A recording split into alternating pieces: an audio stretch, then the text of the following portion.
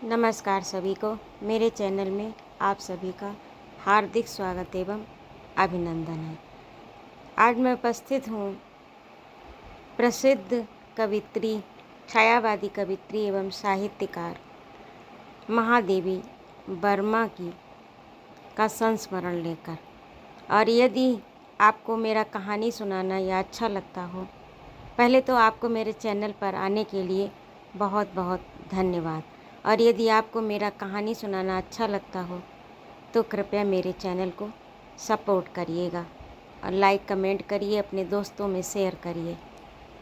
और आज मैं उपस्थित हूँ आपके लिए महादेवी वर्मा का संस्मरण लेकर। और ये मैंने अपने इस चैनल पर कई संस्मरण डाले हैं, कृपया उन्हें सुनिएगा। और आज का संस्मरण है बिट्टो। कुलमणि मल्ली ताल के बाजार से तब तक लौट नहीं पाया था, पर झील के किनारे पड़ी हुई उस शिला पर बैठे बैठे मेरा मन उबने लगा और पत्तियों की झालरदार शाखाओं की पानी में झूलती हुई छाया के साथ प्राणायाम करते करते मेरी दृष्टि थक चली। सहसा अरे यह तो महादेवी हैं सुनकर जब मैंने पार्श्ववर्ती मार्ग की ओर मुंह फेरा तो सैंडल की दो पतली ऊंची एड़ियों पर अपने कुछ स्थूल शरीर का संतुलन सा करती हुई मेरी एक पुरानी साथिन विचित्र व्यायाम की मुद्रा में खड़ी दिखाई पड़ी। पर्वतीय भूमि मेरी धात्री माँ बन गई है। पैदल ही कई 100 मीलों की यात्रा कर मैंने उसकी प्रशांत, सुषमा और प्रमुख जीवन को अनेकों रूपों में देखा है, परंतु उस निस्तब्ध सौंदर्य और नगर के कोलाहल में मैं अब तक कोई समझौता न करा सकी। अपनी धूल भरी धरती का अंक छोड़कर मुझे उन्हीं तुषार घोर चरणों में विश्राम मिलता है, जिन्होंने साधना के धूल के विशाल दुर्ग बनाकर अपनी करुणा को हमारे लिए सुरक्षित रखा है। यहाँ के बवंडर की गठरी बांध कर ले जाकर उसे वहाँ खोल देना मुझे कभी नहीं भाया। इसी से नैनीताल, मंसूरी आदि मेरे निकट उस अपटु नट जैसे रहे हैं जो अपना व्यक्तित्व भी खो देते हैं और दूसरे की भूमिका भी नहीं निभा पाते। मेरे ज्वर से चिंतित होकर डॉक्टरों ने जब कुछ महीने पहाड़ पर रहने की सम्मति दी, तब मैंने बहुत हट करके नैनीताल के कोलाहल से 3 मील दूर ताकुला में रहने की अनुमति प्राप्त कर ली। पर सप्ताह में एक बार डॉक्टर से परामर्श लेने जाना ही पड़ता था और नौकर जब तक आवश्यक वस्तुएं खरीदता तब तक झील के बाईं ओर वाले कुछ सुनसान किनारे पर ठहर कर उसकी प्रतीक्षा करनी ही पड़ती थी। पर उस दिन अपनी बाल सखी को पाकर मुझे सचमुच आनंद हुआ। वह अपने 2 छोटे बच्चों के साथ ऊपर जिस बंगले में ठहरी थी, वहाँ तक न जाने का कोई बहाना खोजने की इच्छा ही नहीं हुई। जीवन का बहुत समय पार कर जब 2 साथी मिलते हैं, तब वे कितने ही प्रकार से बीते क्षणों में एक बार जीने का प्रयास करते हैं, इसे कौन नहीं जानता। हम दोनों ने भी अपने जीवन के चित्राधारों को एक दूसरे के सामने रख अपने अनुभवों को मिलाने में कुछ समय बिताया ही। अतीत की फीकी स्मृति में रंग भरते भरते सखी ने एक परिचित वृद्ध सज्जन के संबंध में बताया कि वे अपनी तीसरी नबोढ़ा पत्नी को नैनीताल दिखाने लाए हैं। मेरी आंख का विस्मय अपनी गुरुता के कारण ही शब्दों में न उतर सका। वृद्ध जीवन के कम से कम 54 बसंत और पतझड़ देख चुके होंगे, तो 2 अर्धांगिनियाँ मानो उनके जीवन की द्रुत गति से पग न मिला सकने के कारण ही उनका संग छोड़ गईं। उनसे मिले उपहार स्वरूप 2 पुत्रों में से एक कलकत्ते में कोई व्यवसाय करता है और दूसरा ससुराल की धरोहर बन गया है। 2 मकान और कुछ धन है। इसी से वानप्रस्थ आश्रम को भी कुछ सरस बनाए रखने के लिए वृद्ध महोदय को एक संगनी ढूंढने की आवश्यकता जान पड़ी। मेरी नीरव जिज्ञासा से प्रभावित होकर सखी कुछ स्निग्ध कंठ से बोली, तुम न डरो, इस बार उन्होंने एक 35 वर्ष की बाल विधवा का उद्धार किया है। मेरे असंभव में जितना विश्वास था उतना ही व्यंग ओठों में भरकर वे मुस्कराने लगी। कुछ वाद विवाद के उपरांत ये निश्चित हुआ कि वे लौटते समय उससे मेरा परिचय करा देंगी। मल्ली ताल में एक दुकान के ऊपर 2 कमरे लेकर वृद्ध सपत्नीक ठहरे थे। जीने का द्वार खटखटाने पर जिस स्त्री ने वृद्ध महोदय की अनुपस्थिति की सूचना देकर बड़े विनीत भाव से हमारी अभ्यर्थना की। वह मुझे बहुत दुर्बल, क्रस और रोगड़ी जैसी जान पड़ी। एक सोने की नई जंजीर उसकी दुबली सूखी उभरी हड्डियों में सीमित और झुर्रियोंदार रक्तहीन चर्म से मढ़ी गर्दन का उपहास कर रही थी। कुछ पुरानी गढ़न के ईयरिंग झाईदार सूखे और चिपके कपोलों पर व्यंग से लगते थे। आंखें बड़ी थीं, पर उस सूखे मुख और रूखी पलकों में ऐसी जान पड़ती थी मानो ऊपर से रख दी गई हों और पलक मारते ही निकल पड़ेंगी। नीचे के 2 दांत कदाचित गिरने से टूट गए थे, क्योंकि एक पूरा दृश्य था और दूसरा आधा दिखाई दे रहा था। 35 वर्ष का दीर्घ वैधव्य पार कर चिता में बैठे हुए वृद्ध वर के लिए पुनः स्वयंवरा बनने वाली वह दुर्बल और थकी हुई सी स्त्री मेरे लिए एक साकार विस्मय बन गई। टसर की मटमैली साड़ी में लिपटी उस संकुचित मूर्ति में न रूप था, न स्वास्थ्य, न कोई उमंग शेष थी, न उल्लास। फिर क्या लेकर वह नई गृहस्थी बसाने चली थी? ये प्रश्न अनेक रूपांतरों के साथ मेरे मन को घेरने लगा। वह प्रथम भेंट यदि अंतिम हो जाती तो आज कहने के लिए कुछ न रहता, पर सीढ़ियों से उतरते ही रूमाल में खूबानी बांधकर लौटे हुए वृद्ध सज्जन से भेंट हो गई। एक एक सांस में अनेक अनेक निमंत्रण दे उन्होंने अपनी नवागता पत्नी से परिचय बढ़ाने को बाध्य किया, और इस प्रकार मैं उस विचित्र सौभाग्यवती के फूटे भाग्य में से भी परिचित हो सकी। मैं 3 भाइयों में अकेली बहन होने के कारण विशेष दुलार में पलकर बड़ी हुई। विवाह उसके अबोधपन में ही हो गया और वैधव्य भी अनजाने आ पड़ा। न पहली स्थिति ने उसे उल्लास में बहाया था, न दूसरी स्थिति ने उसे निराशा में डुबोया। विवाह के साल ही पति की मृत्यु हो जाने के कारण ससुराल वाले वधू का नाम लेना भी अशुभ मानने लगे, और दुखी माता पिता ने भी नवनीत की पुतली के समान संभाल कर पाली हुई कन्या को उस ज्वाला में झोंकना उचित न समझा। दुर्दैव के इस आघात को कुछ सह बनाने के लिए माता पिता ने अपना समस्त स्नेह उलेड़ कर उसे किसी अभाव का बोध ही नहीं होने दिया। इसी से अभिशप्त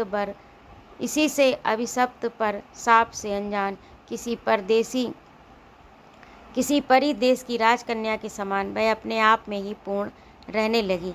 फिर माता जब परलोक सिधारी, तब भी पिता के कारण उनकी स्थिति में कोई परिवर्तन न आने पाया, परंतु पिता की आंख मूंदते ही मानो संसार की सब वस्तुओं का मूल्य ही बदल गया।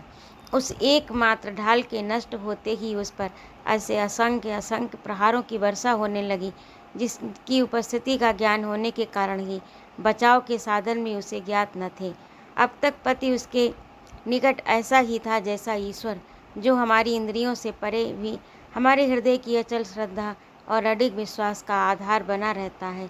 भावुक उपासक के समान उसने बिना तर्क किए ही एक सुखमय साधना से अपने जीवन को घेर लिया था।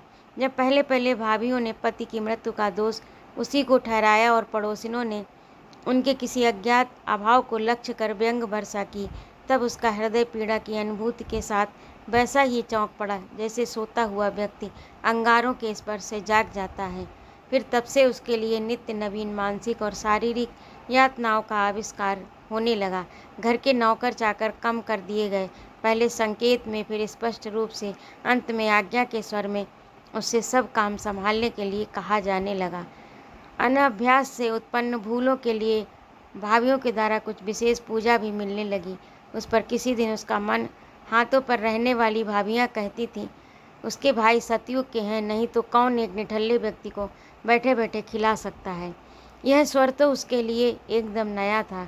वह समझ ही ना पाती थी कि जिस घर में उसका जन्म और पालन हुआ, उसी में यदि रात दिन काम करके अपने ही सहोदरों से उसे भोजन वस्त्र मिल जाता है, तो उसे कृतज्ञता के समुद्र में क्यों डूब जाना चाहिए।